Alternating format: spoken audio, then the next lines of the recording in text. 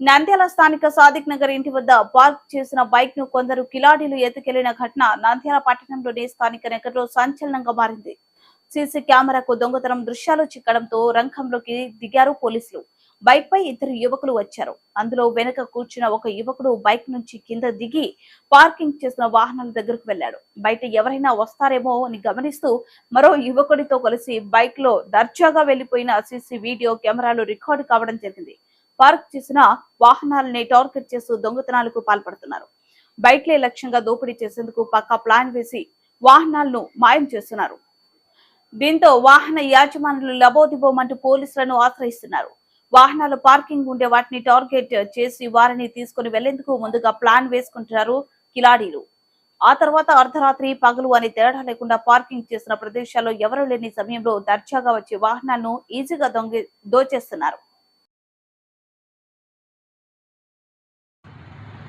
Sir మాది Sadiq Nagar 29వ ward.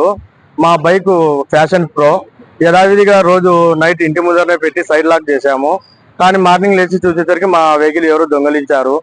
మేము ప్రస్తుతం 320 స్టేషన్లో కానీ పోయి కంప్లైంట్ చేశాము. వాళ్ళు కూడా చూస్తాంలే అన్నారు. కానీ దయచేసి మా బండి మాకు వచ్చేటట్టు మీరు సహకరించవలసిందిగా పోలీసు వారికి విజ్ఞప్తి చేస్తున్నాం సార్. ఎంతో మేము కష్టపడి బైకు ఏదో చేసుకున్నాము. దాన్ని మేము ఇంటి ముందర పెట్టుకున్నా కానీ ఇలా దొంగతనాలు జరుగుతుంటే మేము ఇళ్లలో ప్రశాంతంగా పనుకోవడానికి కానీ భయం వేస్తుంది. 3టౌన్కి సంబంధించిన పోలీసు అధికారులు ఎవరైనా కానీ మా యొక్క వార్డుకు పోలీసు వారు కొంచెం నిఘా పెట్టవలసిందిగా కూడా కోరుతున్నాము. దయచేసి మా వాహనం మాకు వచ్చేటట్టు చేయండి. అలాగే మేము మున్సిపాలిటీ కాడికి కానీ వచ్చి సీసీటీవీ ఫుటేజ్ కూడా చెక్ చేశాము. సరైన ఆధారాలు మాకు దొరకలేదు. అయినా కానీ పోలీసు అధికారులు మాకు సహకరించవలసిందిగా కోరుతున్నాము.